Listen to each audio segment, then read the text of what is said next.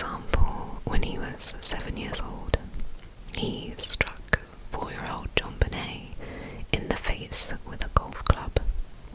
So early on he showed aggressive behaviour. This should be noted for the theories of what happened later. That same year, the Ramseys opened their home as part of an historic holiday house tour, which had between 1,500 and 2,000 visitors walk through their home. A detail later considered significant since many strangers were able to view the layout of their house. JonBenet participated in child beauty pageants, heavily influenced by Patsy, her mother, who had been a pageant contestant herself, but didn't really get too far with it. It's unclear whether JonBenet wanted to actually compete, because she was so young. She probably didn't have a say in the matter, and she was heavily pushed by her mother to be involved in these pageants, and she did really, really well. She won many times, and so many people would comment on her beauty for such a young child. The incident took place in December of 1996, and here are some events that happened leading up to the tragedy. On December 6th, JonBenet rode on a Little Miss Colorado float in the Lights of December parade. Due to the nature of pageants, many observers noted that she drew attention from questionable spectators. Burke also took part in the parade. On December 13th, the Ramseys hosted a church gathering at their home with more than 150 attendees. On December 17th, JonBenet won the Colorado's Little Miss pageant, and that same week she participated in another event at Southwest Plaza Mall. On December 23rd, the day before Christmas Eve, the family held a Christmas party for around 30 guests. Among them was longtime family friend Bill McReynolds, a journalism professor who portrayed Santa at the Ramsey parties in both 1995 and 1996. And he was unusually taken with JonBenet. During this Christmas party, a guest accidentally dialed 911 at 6:47 p.m. and hung up before speaking. The police called back, but they only got the answering machine.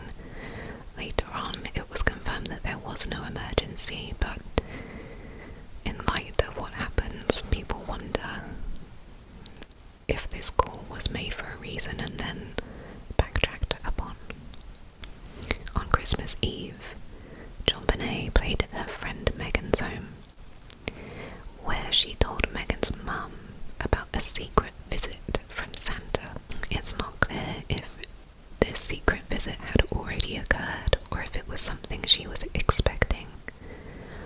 But again, it's something odd considering that Bill McReynolds had dressed as Santa the day before at the party. On Christmas Eve night, the family attended a twilight service at St. John's Episcopal Church. I think I might not be pronouncing that correctly. Episcopal. Anyway, they attended St. John's Church for a service. At around 9 p.m, John, the father, retrieved a brand new silver bicycle that he had been storing at a neighbour's house and placed it under the tree for JonBenet the next day. On Christmas Day, in the afternoon, the Ramseys attended a holiday dinner hosted by close friends Fleet and Priscilla White. They had a great time and ended up leaving at about 5 or 6 p.m.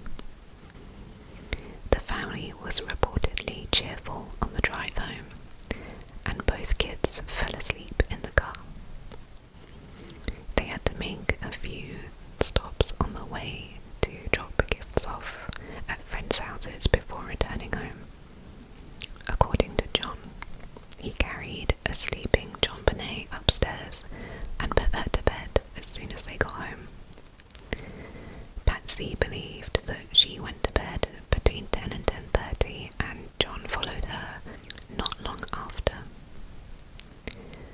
The family was scheduled to fly to Michigan the next morning. JonBenet was last seen alive around 10 p.m. It was reported by a neighbour that they noticed the lights on in the Ramsey kitchen just before midnight. So, if they had all gone to bed, why was the kitchen light still on? And another neighbour, Melody Stanton, reported hearing a scream between midnight and 2 a.m. She couldn't be sure on the time, and I don't think she could be sure where it was coming from, but it sounded like in the direction of the Ramsey's home. However, other nearby residents, Adam and Luke Vermeer, said that they didn't hear anything out of the ordinary and that they were up until 1 a.m. On the morning of December 26th, John woke up at around 5:30 a.m. to prepare for their flight. Patsy soon got up as well and dressed in the same clothes that she wore the previous night, which is a little odd considering she was about to take a flight and the last place she went was to a party the night before.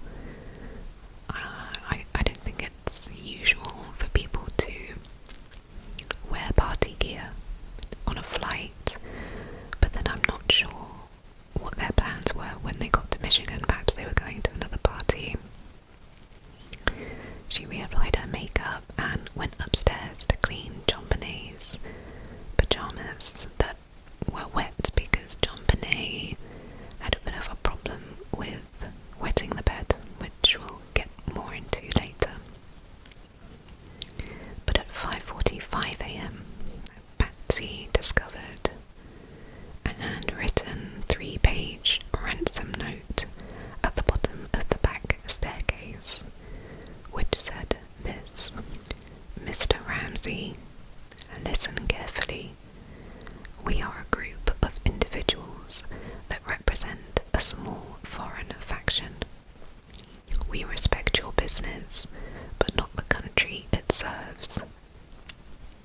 At this time, we have your daughter in our possession.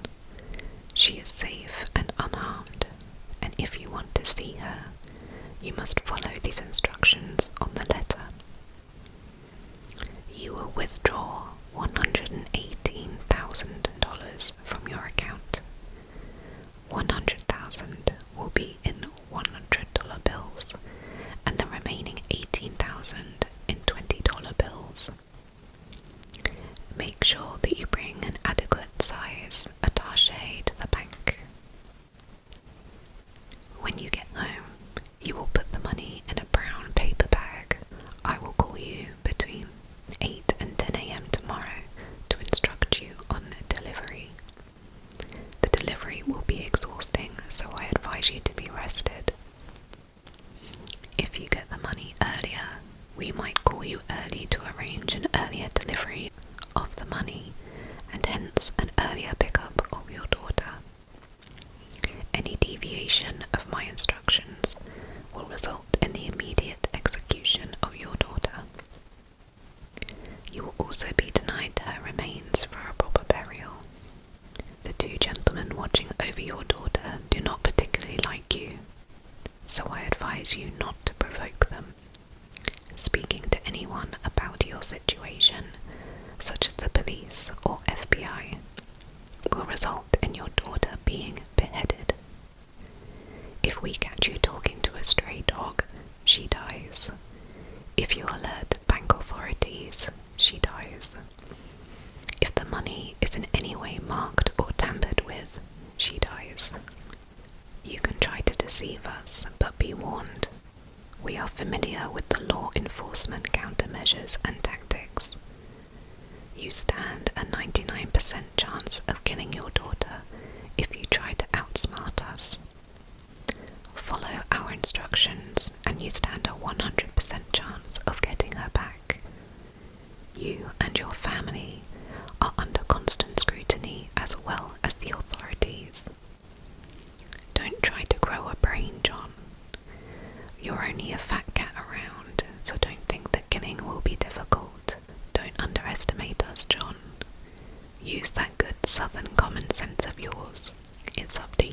email John, Victory, and then it is signed with the initials SBTC. A very strange ransom note, very long and rambling. Not typically what you would expect to find from a ransom note. And the $118,000 demanded was precisely the amount of John's holiday bonus he got that year. Another odd thing to point out, it's a very specific number for someone to ask for.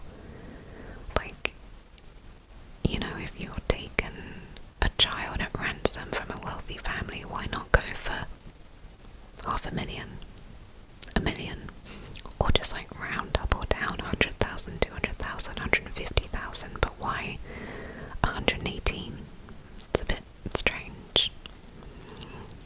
It was later proven that the pen and paper used for the note came from inside the house. As I said, this message was long, rambling, and theatrical. It was written in a style of something that resembled a kidnap scene from a movie, and it seemed as if the handwriting style changed throughout the letter. After finding the ransom note, the parents checked JonBenet's room to find it empty. Then they checked on Burke at 5:52 a.m. and he was asleep, and he had apparently slept through all the events of that night. Patsy then dialed 911 to report her missing, then immediately called their friends the Whites afterwards, and they came over to the house. Officer Rick French was dispatched at 5:55 a.m. and arrived at their home at 5:59. It was noted that the home alarm had not been set, and at least 7 windows plus 1 door were found unlocked. He read the note and did a quick search, but did not find JonBenet. Snowfall overnight made it unclear whether tracks should have been visible outside, but police found none. You would think that if someone had come into the home, there would be footprints outside. However, depending on when they came and when the snow happened, they could have been covered up again. Despite searching, police found no sign of forced entry. A previously broken basement window existed, but John claimed that he had broken this months earlier. Later on, independent investigators would say that the way this window was broken would be such that if someone were to try and come into the property via this broken window, that there's no way the glass that was left there would have remained intact. So it seems as if there's no way someone would have been able to come through the window, so they must have come through the inside of the house. Detective Linda Arndt took charge, but her handling of the case was heavily criticized because friends and religious advocates came over that morning and roamed the house freely, even though this is a crime scene. And some even began cleaning the kitchen, contaminating potential evidence, which the detective didn't put a stop to. The police did not secure most of the house, and JonBenet's bedroom wasn't sealed off until 10:30 a.m. Burke awoke that morning at about 7 a.m, and by 7:13 he was taken to the White's house to keep him away from the activity. At around 7:30, John went to gather the money requested in the ransom note, and the police are coaching the parents on what to say when the call comes, but a call never came. At 10:40 a.m, John said that he was going out to collect the mail and left the house, but they have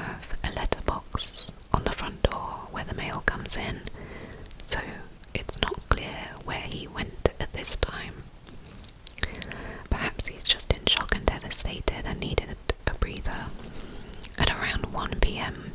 that afternoon, Detective Arndt instructed John Ramsey and Fleet White, their friend, to search the house again, unsupervised by her. Very odd. Surely it's a detective's job to search the house again, not the parent and a friend.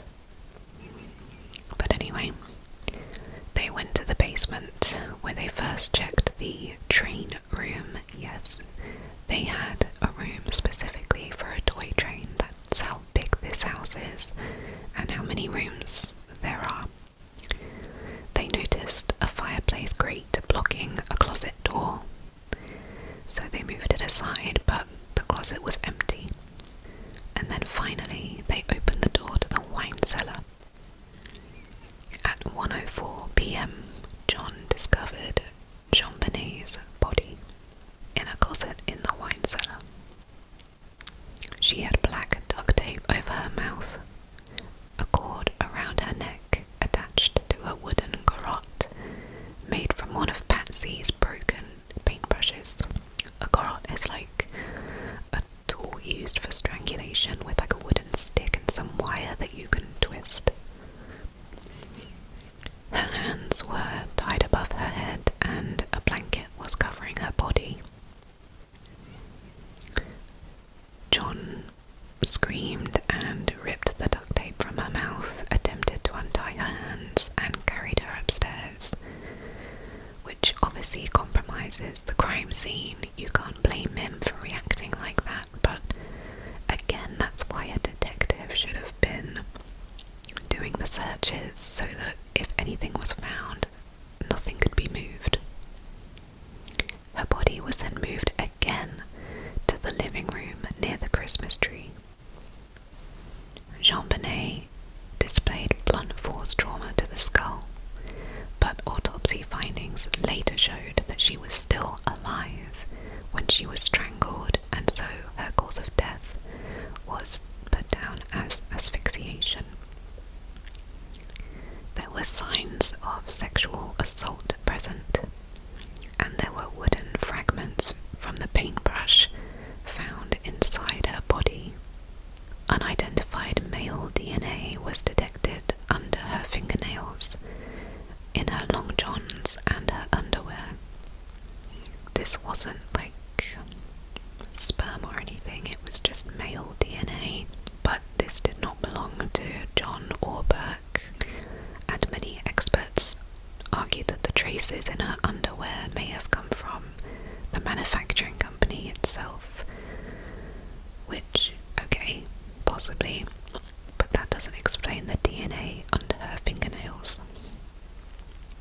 They found various fibers from the garrote cord and duct tape in or near her bedroom.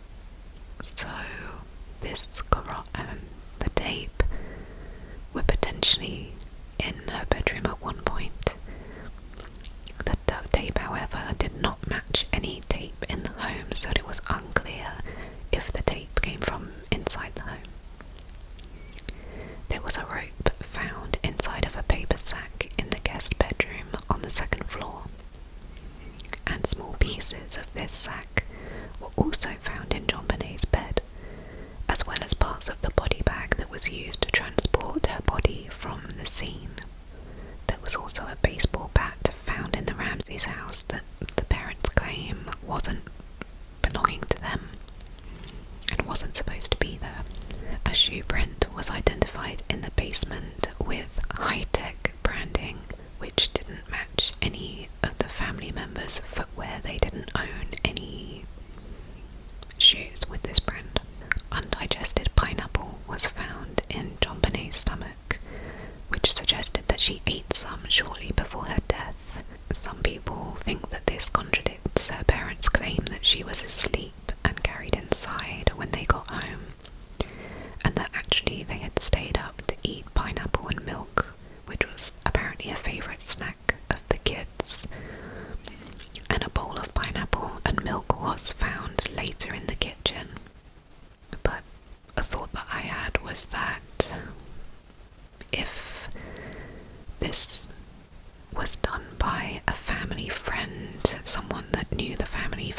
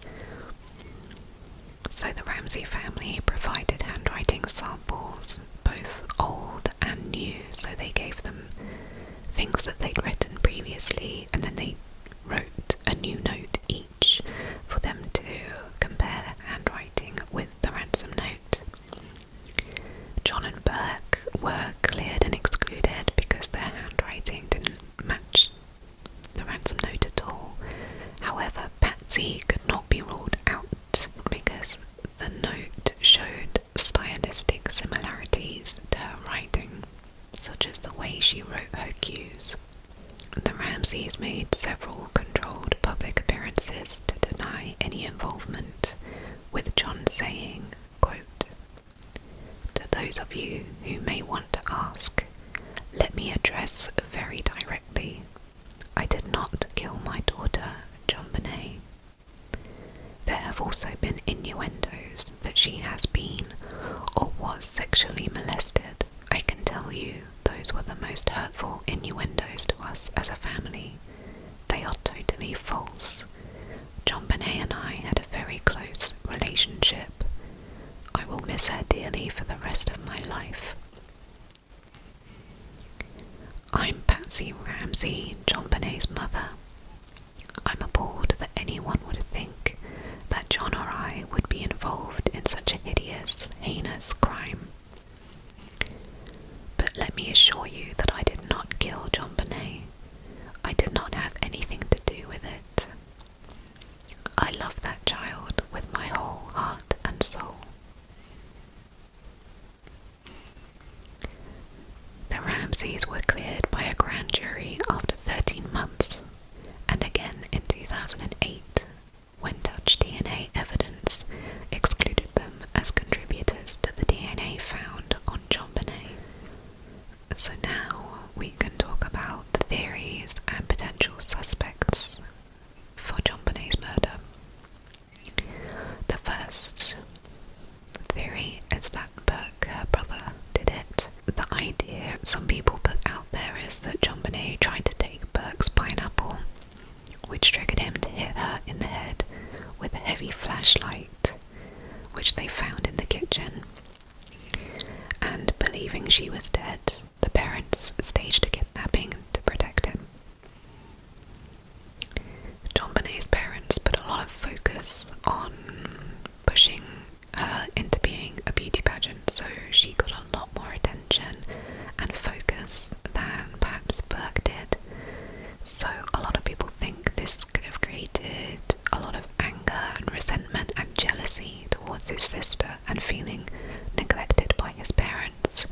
And as we said earlier, he did show signs of being aggressive. So that's one theory. Another is that Patsy or John accidentally killed her, and this centers on the bedwetting issue, because this was a big problem. This wasn't like, a normal, every so often she wets the bed. This was a nightly occurrence, and it drove Patsy mad because she had to constantly wash and change her bed sheets and her pajamas from her bedwetting. But it's said that excessive bedwetting and toileting accidents are a significant sign of child abuse. Some believe that Patsy lost her temper, and others think that John had anger issues and that he was abusive. However, something that occurred to me is that if this was again done by someone who was very close friends with the family, that visited frequently and had a lot of access to JonBenet, maybe it was them that was being abusive, and so that's why she was wetting the bed rather than the family themselves doing it. Another suspect is Bill McReynolds, that friend who dressed up as Santa at their party on the 23rd. CNN reported that Bill had given JonBenet a card that said, "You will receive a special gift after Christmas." He was also with the Ramsey family earlier that night at the holiday party at the White House. And he is a family friend, so it's always important to look at family friends, because a lot of the time in these cases, kids feel more comfortable with someone they know and will follow them. She might be like, "Oh, it's just Bill dressed as Santa, so I'll follow him, I'll go with him." Bill passed away quite a while back, but he always denied having any involvement in this and was ruled out as a suspect. Before he died, he was ultimately cleared due to a DNA test concluding that none of his DNA was found at the crime scene.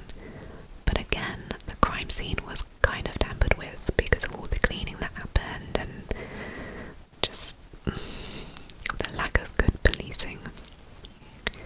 But a strange coincidence to note about Bill is that his own daughter actually went missing 22 years before JonBenet's death, to the exact date. That's quite the coincidence. It was his daughter and another kid that were kidnapped together, but they were eventually returned.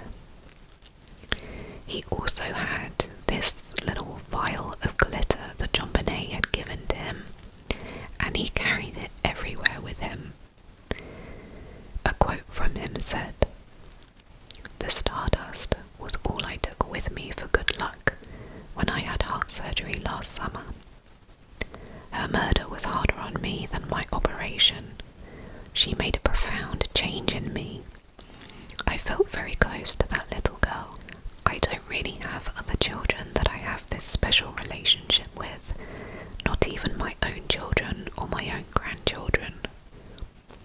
When I die, I'm going to be cremated, and I've asked my wife to mix the stardust JonBenet gave me with my ashes. We're going to go up behind the cabin here and have it blow away in the wind."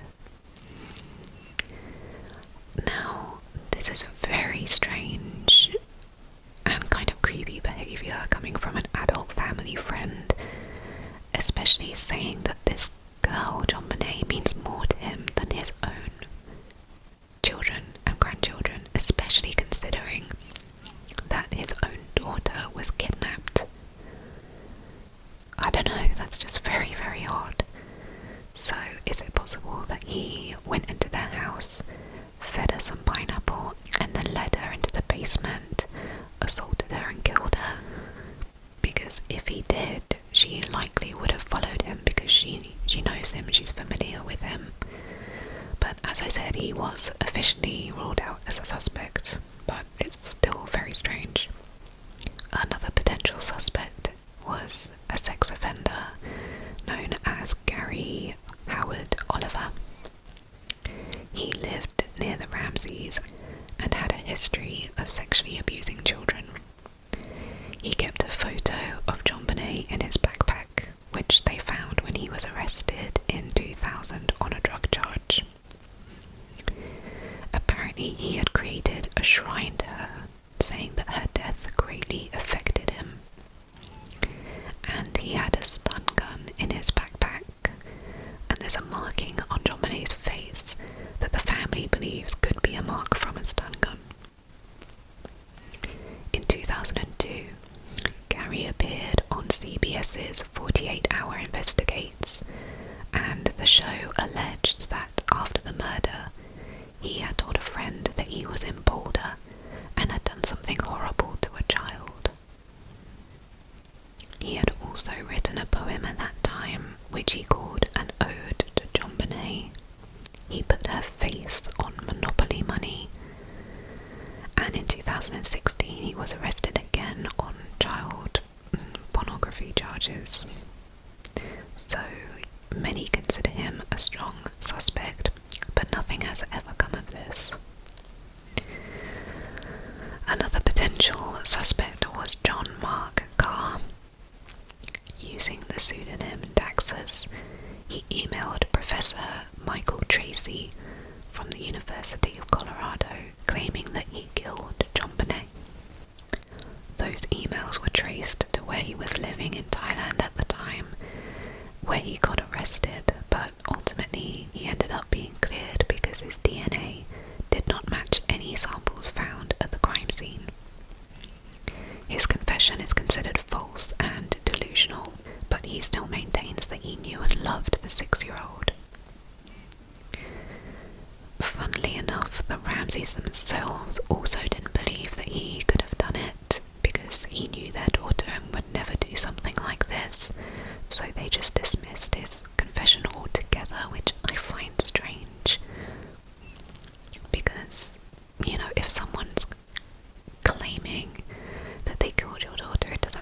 if you think you know them, that's a very strange thing to do, to claim that.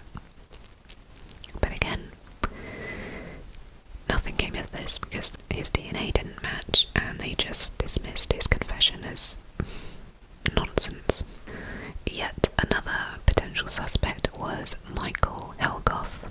He was a troubled 26-year-old man who worked at a nearby auto salvage yard and has a history of sexual assault, harming animals, and has apparently always wanted to crack a human skull. According to testimony by a co-worker, John Kennedy, right before Christmas in '96, Helgoth hinted that he and a business partner would be making around $50,000 to $80,000 each.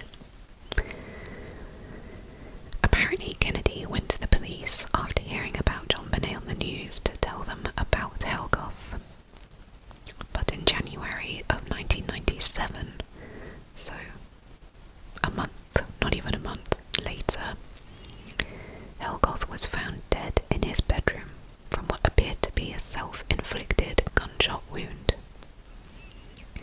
However, it would later come to light that the circumstances of his death actually pointed to murder, which had been framed to look like taking his own life. Honestly, there are so many twists and turns with this case, because that sounds very suspicious as well. Saying that him and a partner were going to come into a lot of money just before Christmas. Very strange.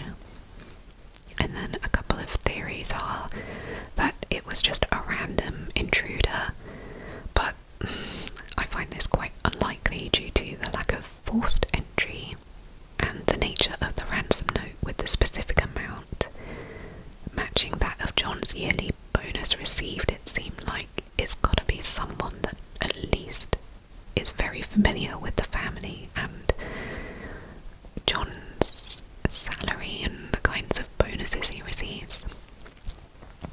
Another theory is a disgruntled employee because of that specific amount wanted in the ransom note. It raises the possibility that someone close to his workplace could have been involved. But despite extensive investigation and endless speculation, the murder of JonBenet Ramsey remains unsolved. Critical mistakes by the Boulder Police Department, especially failing to secure the home properly, may have destroyed evidence that could have solved the case. With so much contamination and conflicting evidence, experts often conclude the truth may never be definitively known. It's a very sad story because, unfortunately, I do feel like the police made a lot of mistakes with this one, and if they hadn't, perhaps this would have been more of a clear-cut case. There are, conspiracy theories out there saying that they think the police were doing shoddy work on purpose, maybe covering something up, but I'm not saying that's not possible, but I feel like this probably was just a situation of this kind of thing never happens in this neighbourhood. It's Christmas time and the police just were not equipped or adequately trained to handle such a situation. They'd probably never dealt with anything like this before, and so big mistakes were made. I don't know who did this. I don't think it's the family, even though it's suspicious that Patsy's handwriting is very similar to the ransom note. The ransom note is what throws